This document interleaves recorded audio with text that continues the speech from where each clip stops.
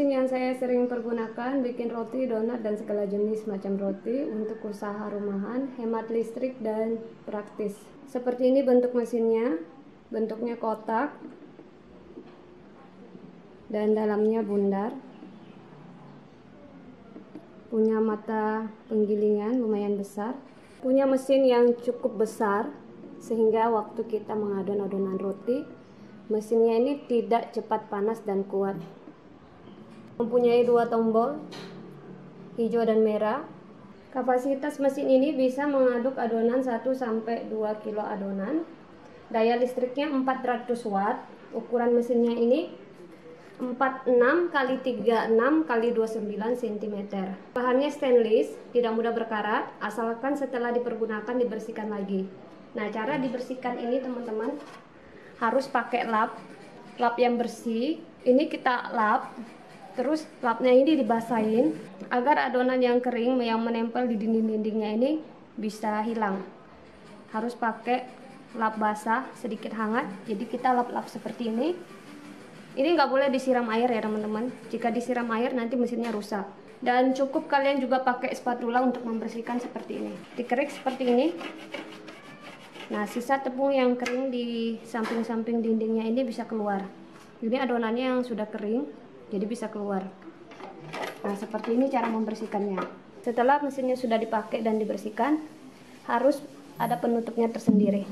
Seperti ini. Beli mesinnya ini tidak punya penutup ya teman-teman. Jadi kita bikin sendiri penutupnya. Supaya dalamnya itu tetap bersih, tidak ada kecoa yang masuk atau kotoran yang masuk di mesinnya ini. Seperti ini caranya. Pakai mesin ini untuk mengadon adonan roti. Mengadon adonan roti bisa kalis dalam waktu paling cepat itu 10-15 menit. Dan mesinnya ini tidak cepat panas dan kuat ya teman-teman. Karena tadi saya sudah perlihatkan mesinnya itu besar, tahan panas dan mesinnya juga kuat. Berat mesin ini sekitar 25 kilo, bisa mengadon adonan roti, adonan kue kering, pempek, bapau, cakwe, pizza, donat, dan adonan yang lainnya. Mesin ini tidak mempunyai speed kecepatan tinggi, adanya 2 tombol merah dan hijau. Yang hijau untuk menyalakan mesinnya, dan yang merah untuk mematikan mesinnya. Walaupun tidak ada speed pengatur lambat dan kecepatan mesin ini, sudah mampu mengadon adonan roti cepat kalis. Mata penggiling adonannya juga besar, sehingga mampu mengadon adonan roti sampai betul-betul kalis dan kenyal. Ini mata penggiling adonannya, lumayan besar nih teman-teman. Saya sarankan teman-teman jika punya usaha rumahan bikin roti dan donat harus punya mesin, setidaknya mesin yang seperti saya pakai. Karena kualitas roti dan donat itu berpengaruh juga tekstur kelembutannya dari cara kita mengadon. Jadi disarankan ya teman-teman, jika kita punya usaha rumahan seperti roti donat, memang kita harus memerlukan mesin agar kualitas roti dan donat itu teksturnya lebih lembut dan empuk.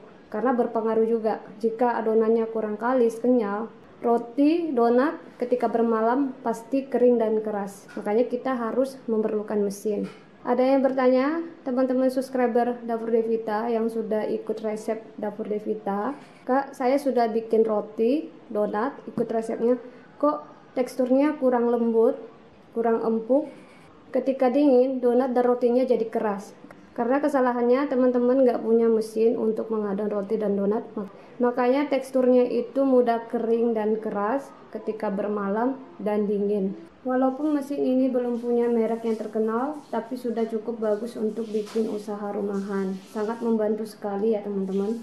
Harganya juga tidak terlalu mahal, harganya sekitar 2.700.000 dan ongkos pengirimannya beda lagi di setiap daerah tempat kita tinggal jika kita beli mesin ini. Kebetulan saya bikin donat, ini langsung direview aja mesinnya. Diaduk dulu biar merata. Susu evaporasi yang sudah dimix sama telur langsung dimix. Ini kentangnya yang sudah dihaluskan. Ini donat kentang yang saya bikin ya teman-teman. Mesinnya langsung saya nyalakan.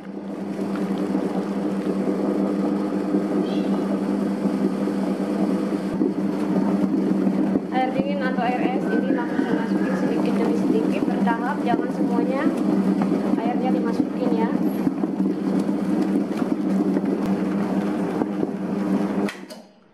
Mesinnya saya matikan dulu jika sudah setengah kali seperti ini. Margarin sama garam terakhir saya masukin. Ini fungsinya agar adonannya cepat kalis dan adonannya cepat mengembang. Mengadon roti dan donat memang kita perlu waktu sekitar 10-15 menit agar adonannya betul-betul kalis. Ini mesinnya saya nyalakan lagi.